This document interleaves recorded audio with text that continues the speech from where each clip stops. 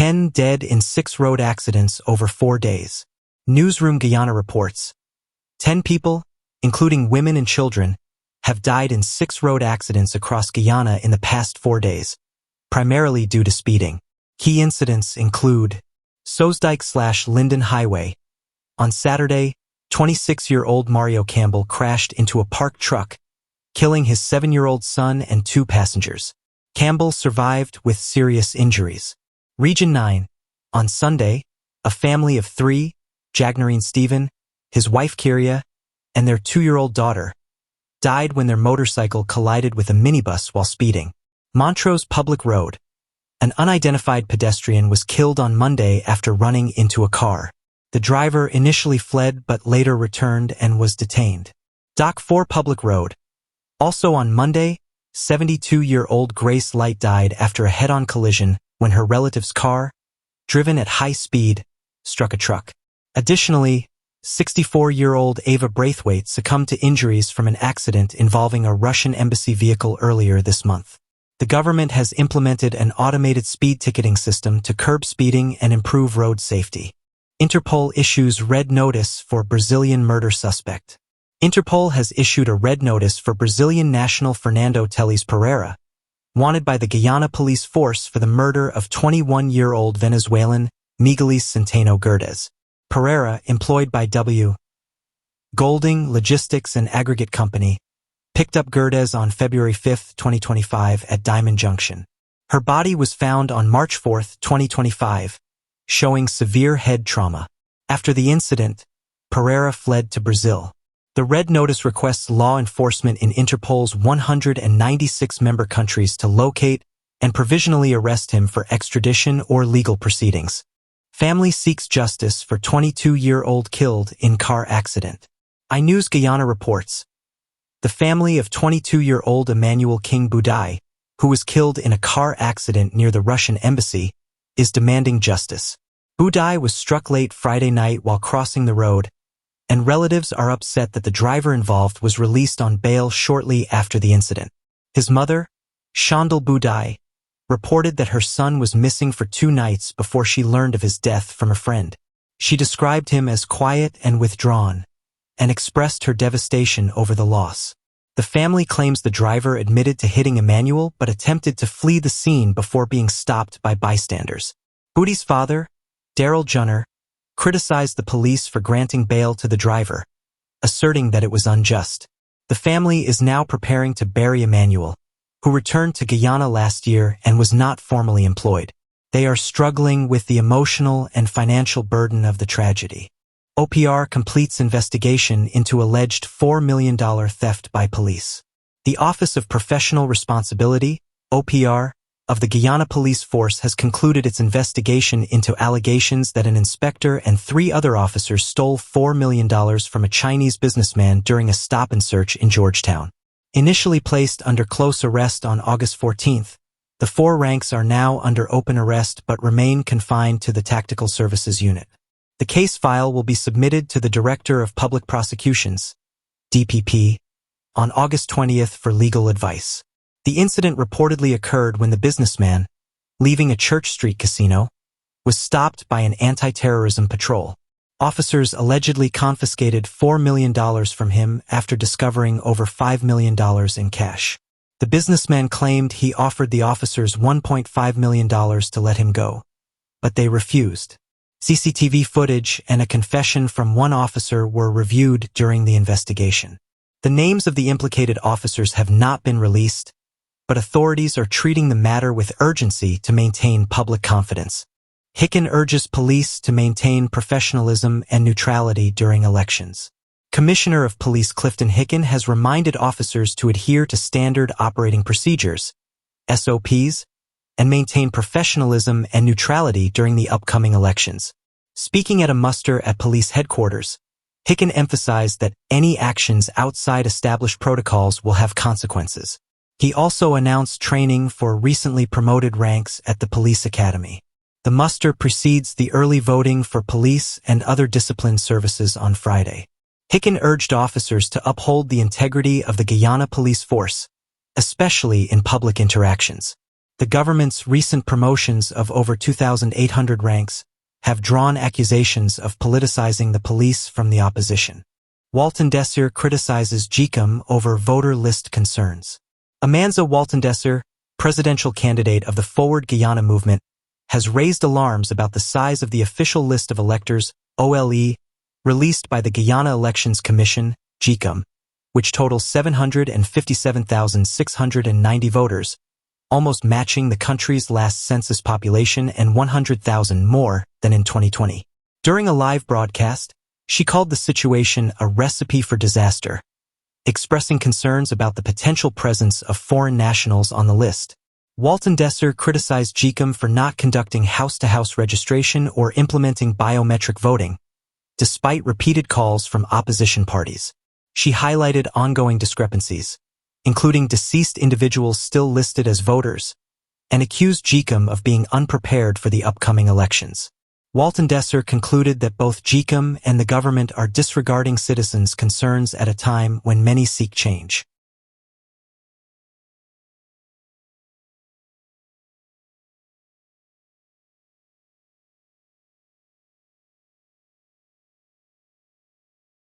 Carter Center urges GCOM to strengthen election integrity ahead of September 1st polls.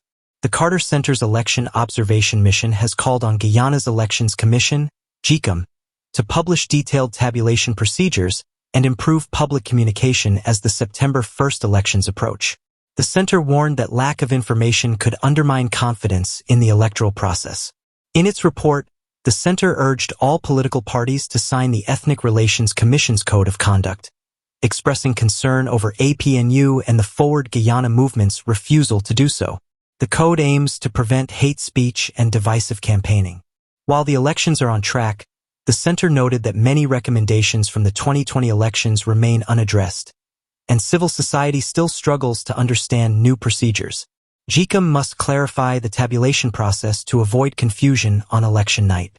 The mission also highlighted worries about GCOM's impartiality, particularly due to reliance on the Attorney General for legal advice, raising conflict of interest concerns. It welcomed plans to recruit an independent legal advisor. Despite a generally peaceful campaign, the center reported incidents of intimidation against public workers and opposition candidates, as well as challenges faced by the We Invest in Nationhood, WIN party.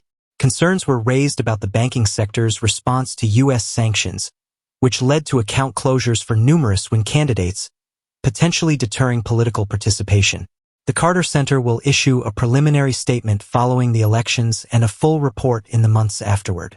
Carter Center raises concerns over local banks and WIN candidates. News source Guyana reports. The Carter Center, monitoring Guyana's upcoming elections, has expressed concern about local banks' potentially overcompliance with U.S. sanctions leading to the closure of accounts for candidates of the We Invest in Nationhood, WIN party. This action, the center argues, undermines political participation and electoral integrity. Following the approval of WIN's candidate list, 3 banks reportedly closed accounts for around 40 WIN candidates and their associates, citing fears of secondary sanctions.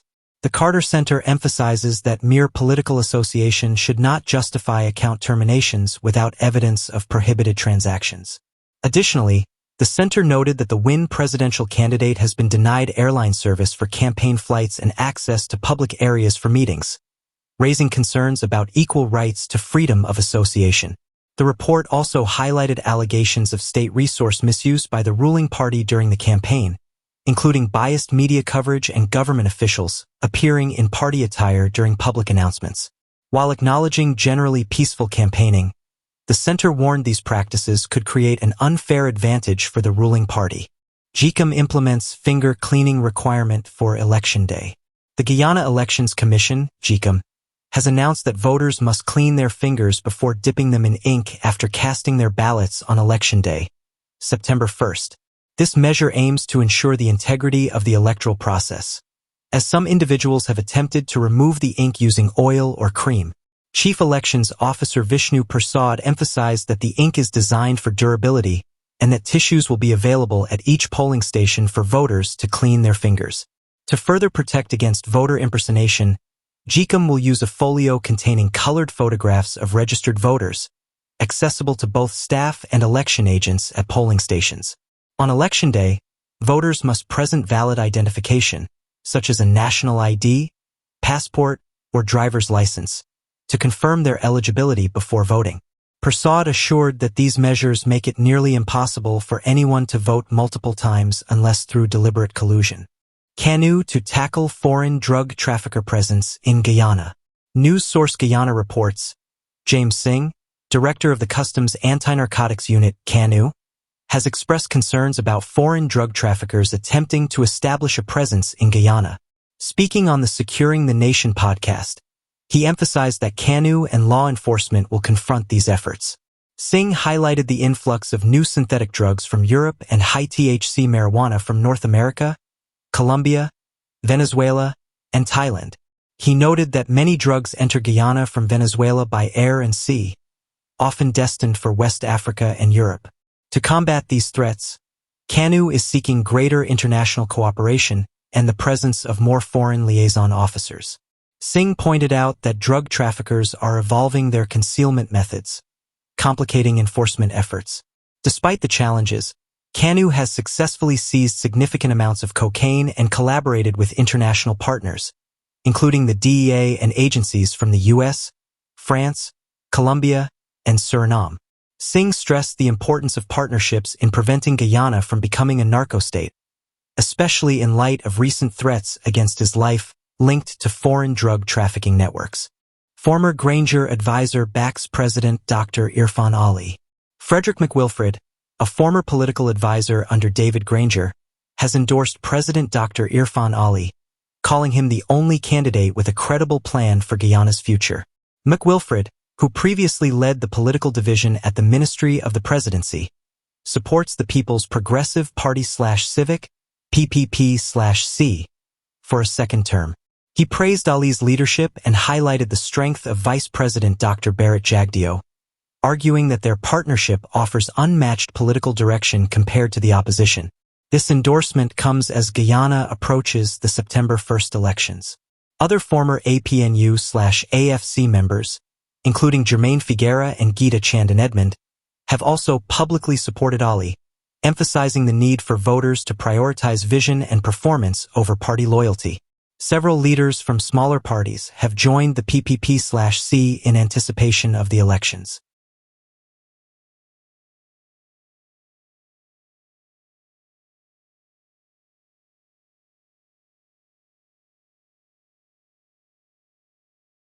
GCOM receives nearly 4,000 proxy vote applications. Parties criticize deadline. News source Guyana reports, the Guyana Elections Commission, GCOM, has received 3,972 applications for proxy voting ahead of the September 1st elections. Deputy Chief Elections Officer Aniel Giddings confirmed that these applications are being processed by returning officers. Eligible voters include those unable to attend polling stations due to various reasons, such as physical incapacitation or official duties. However, the deadline for submission was August 11, 2025, prompting complaints from political parties about the limited timeframe for applications. Giddings noted that the applications are under investigation to ensure their validity, with findings expected by the end of the week. Chief Election Officer Vishnu Prasad defended the timeline, stating it complied with statutory guidelines. In total, 757,690 voters will participate across 2,790 polling stations. The ruling People's Progressive Party/Civic has requested the relocation of some polling stations to improve accessibility, which is under review. Members of the disciplined services will vote early on Friday. Body-worn cameras introduced in Guyana Prison Service. The Guyana Prison Service has launched body-worn cameras for officers to enhance security, transparency, and accountability within the prison system. Director of Prisons Nicolon Elliott officially launched the initiative at Lusignan Prison on August 19, 2025. He stated that the cameras will help monitor activities and improve operational efficiency while aiding in investigations. The cameras, attached to officers' uniforms, activate upon command and feature high-quality digital recording. This initiative is part of a broader government investment to improve prison safety and staff protection. The technology will soon be rolled out across various prison locations as part of efforts to foster a culture of accountability in corrections. GCOM assures security for border communities ahead of September 1st elections. The Guyana Elections Commission, GCOM, has confirmed that security measures are being implemented for border communities ahead of the general and regional elections on September 1st, 2025. Deputy Chief Elections Officer Aniel Giddings emphasized that areas like Kaikan and Eteringbang in District 7, as well as communities in Region 1, will receive special attention. He noted collaboration with the Guyana Defense Force and the Guyana Police Force to ensure safety on polling day. Giddings stated that arrangements for security personnel to vote on August 22nd are also in place. With 757,690 registered voters across 2,790 polling stations, he expressed confidence in the preparedness for the elections, pending final discussions with security forces. Majority of illegal drugs enter Guyana from Venezuela, says CANU head. James Singh, head of the Customs Anti-Narcotic Unit, CANU, has stated that most narcotics entering Guyana originate from Venezuela, with many destined for Europe and West Africa. In a recent episode of the Safeguarding Our Nation program, Singh explained that Guyana is increasingly used as a transit point for drug cartels, shifting from North American routes to those leading to international markets. He noted that drugs typically enter Guyana by plane or boat, taking advantage of the nation's geographic location. Singh highlighted the challenges posed by Venezuela, described as a narco-state, and the various methods traffickers use, including low-flying aircraft and semi-submersibles. To combat drug trafficking, CANU has conducted successful joint operations and emphasized the need for public cooperation and international partnerships. Singh stated, "We can't fight alone. Our mandate is to detect, disrupt, and dismantle drug trafficking networks within the country." PPP/C aims for 5,000 indigenous village projects in next term. The People's Progressive Party/Civic, PPP/C, has pledged to implement 5,000 new projects in indigenous communities over the next 5 years if re-elected on September 1st. This initiative, detailed in the party's 2025 manifesto, aims to enhance hinterland village economies. The projects will focus on supporting village sustainability plans, VSPs, and will be primarily funded through the Low Carbon Development Strategy, LCDS, 2030. Guyana has already earned $750 million from forest conservation, with 15% of revenues directed to indigenous villages. The PPP/C plans to expand access to LCDS funding, improve infrastructure in the hinterland, and promote community-based enterprises and job creation. They also aim to enhance training opportunities in agriculture, agro-processing, and tourism, including the development of village-level tourism products. President Ali promises major government overhaul if re-elected. President Irfan Ali has pledged a significant restructuring of the government if his party, the PPP/C, is re-elected in the upcoming September elections. He aims to create a nimble, project-driven model that reduces bureaucracy and leverages technology to meet ambitious goals over the next 5 years.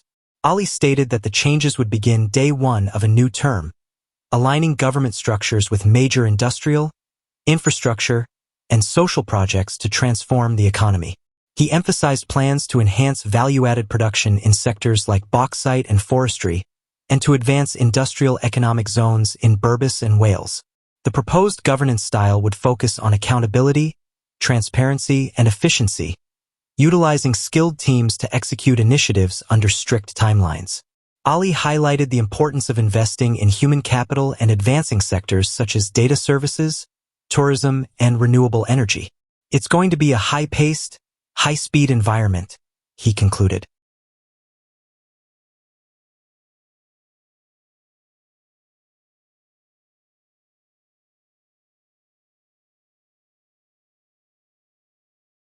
APNU candidate Jaritha Fernandez criticizes PPP's treatment of indigenous communities.